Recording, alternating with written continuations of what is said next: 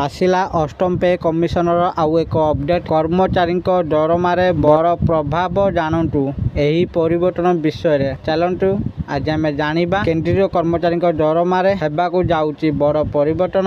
आसतु आज आम जाना कौन परिवर्तन हेबाकु जाउछि। तेणु वीडियो को आरंभ करने पूर्व आपण समस्त को अनुरोध जो मैंने आम चैनल को एपर्यंत सब्सक्राइब करना आपण मैंने एबे ही आम चैनल को सब्सक्राइब करदंतु आ वीडियो भल लगे वीडियो को लाइक शेयर कमेंट करदे।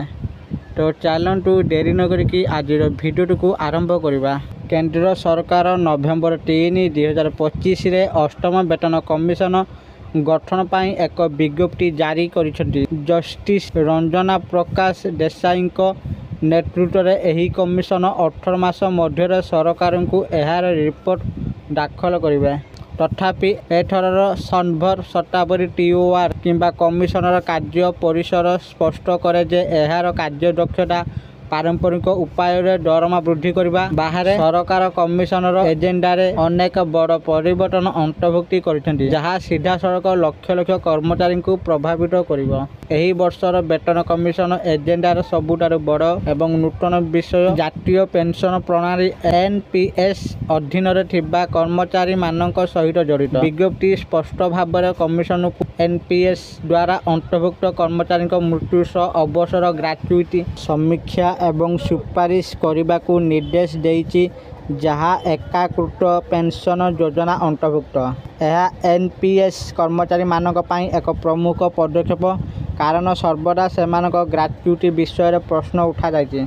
कमिशन NPS द्वारा अंतर्भुक्त नथिबा कर्मचारी ग्राच्युटी एवं पेंशनर मध्य समीक्षा करिवो। बोनस एवं प्रोत्साहन सहित जड़ित आउ एक प्रमुख परिवर्तन कमिशन को विद्यमान बोनस योजना गुड़िकर पुंखानुपुंख समीक्षा करने को दायित्व दि जाइछि। लक्ष्य होउछि बोनस सीधासलख कर्मचारी कार्यदक्षता एवं उत्पादकता सहित जड़ित हेबा निश्चित करबा। उल्लेखनीय कार्यकर्ता को पुरस्कृत करने एक न्यायपूर्ण प्रोत्साहन योजना पाई नूतन आर्थिक पारामीटर एवं नीति स्थापन करने को कमिशन को कहा जाइछि।